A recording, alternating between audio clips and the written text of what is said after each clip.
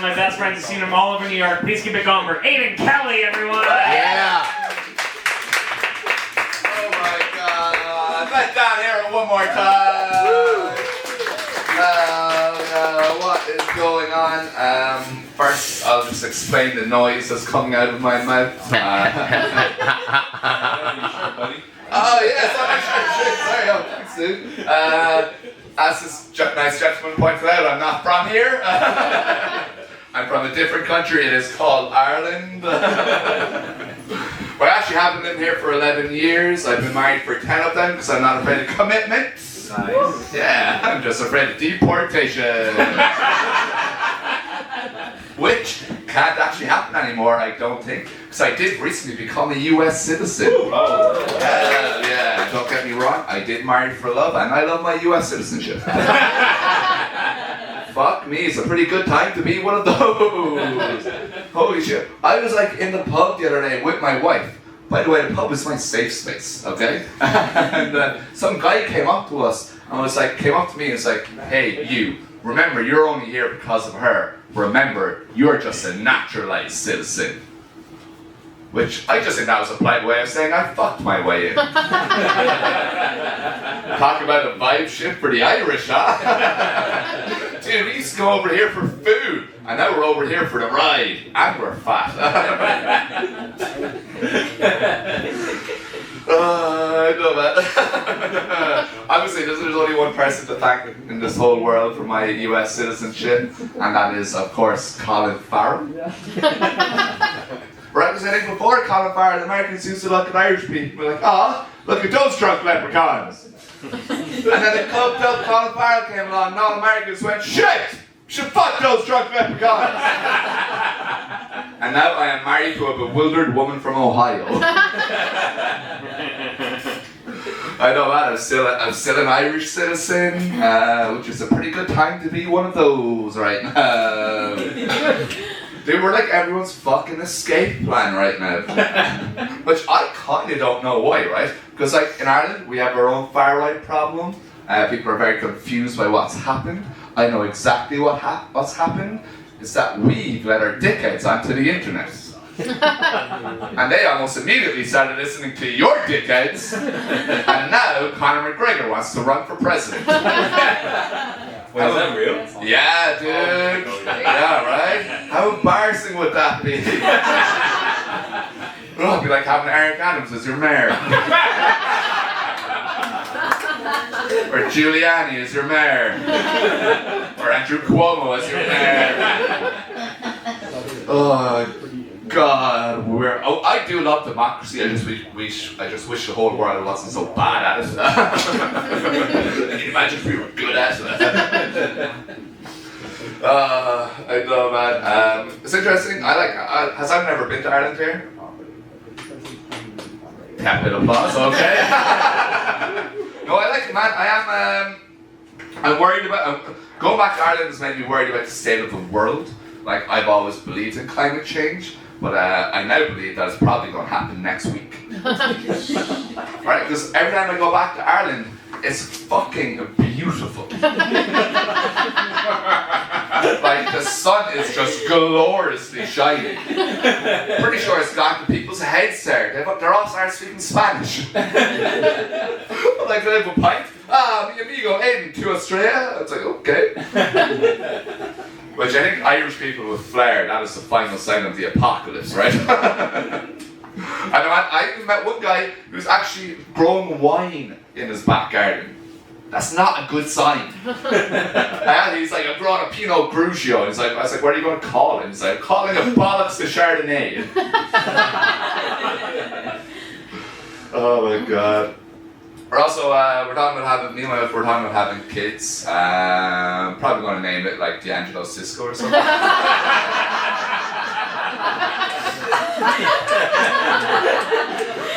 I would never steal from another comedian.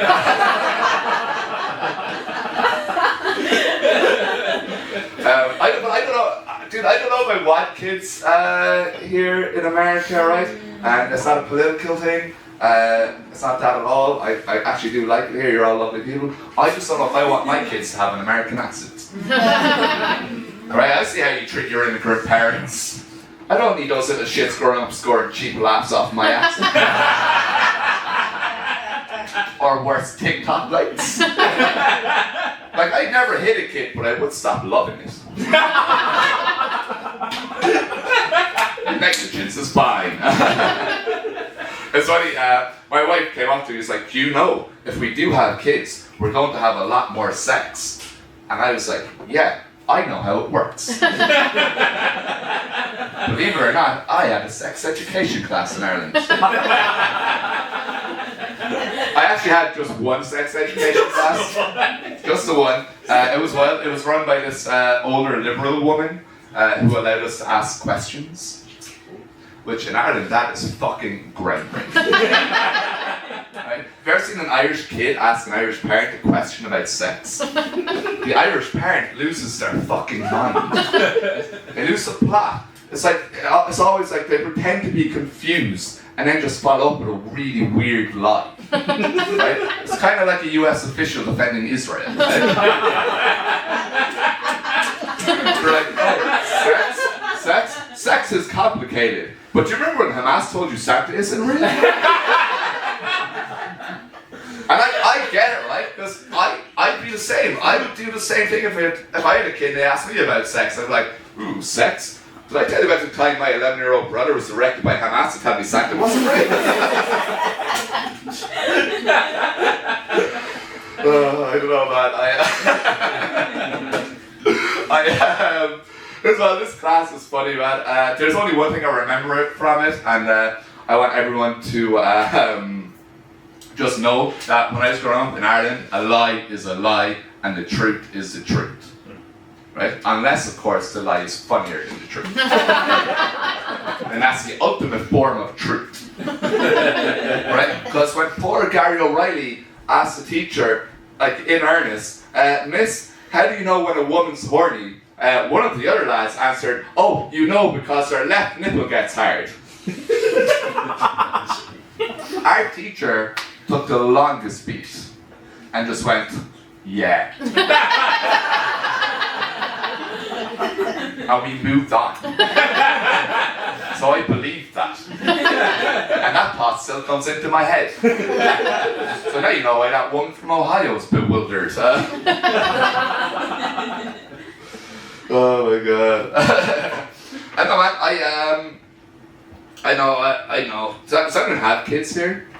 Yeah. Yeah, you kids? How many? One. One? Is it worth it? You know, I would do it a million times over. You would have a million kids? That seems like it's too many. You'd be knackered. How tired would you be? Your dick would fall off. That's cool, man. I know, man. I don't know, man. I do like kids, right? I like their warm sense of reality. I think it's funny, but I don't know if I should have kids because one of my main character flaws is I don't like the idea of other people flourishing. Right? That's just not me. I'm Irish, right? We don't deal well with praise, right? Like we're not good at receiving it, and we're definitely not good at giving it. And when we try to give it, it just sounds really insincere. Like when I broke the news of my engagement to my mom, all she said was, well done, you must only be delighted with yourself. I'm sorry, what the fuck does that mean? And like, don't get me wrong, me and my family, we do love each other. We're proud of each other. We just can't say it to each other. Like my sister, she's like a big doctor in London. Definitely the favourite in my whole family. Big millionaire doctor in London. And me and my brother would be in the room like, good for her, man. All that hard work really paid off. Then as soon as she walks into the room, it's like, fuck off, you disappointing dermatologist. And I know this is getting to be a problem because my dad has cancer. And I want everyone to stick with me, okay? He's doing a lot better. And I've never been more proud of a man dealing with such an awful disease with such grace and dignity in my life, okay? And that's what I wish I said to him when he called me up. It's like, Aidan, as you know, I'm fighting this cancer. Because I said, no, you're not. The doctor is.